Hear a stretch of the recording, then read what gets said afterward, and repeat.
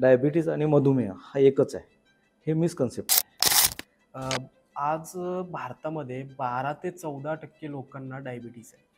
तर डायबिटीजचे नियोजन कसे करावे किंवा डायबिटीज जर 100% बरा होऊ शकतो का?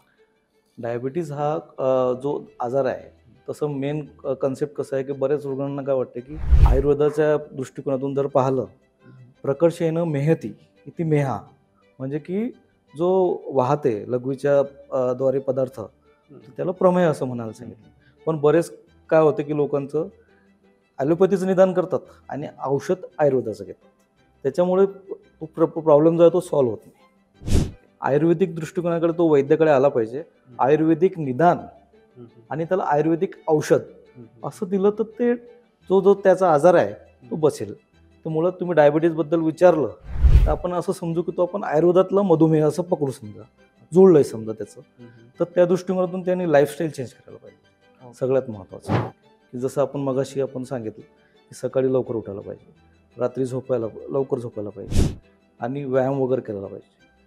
नुसतं अन्न चावून आपण खाल्लं तर 20% साखर कमी येते, 20%. आणि जर तुम्ही एक्सरसाइज वगैरे केली तर त्याच्यामध्ये 30% शुगर लेवल डाऊन होते. एवढं जरी आपण केलं ना, 20 + 30 50% आराम विदाऊट मेडिसिन पेशंटला आराम पडतो.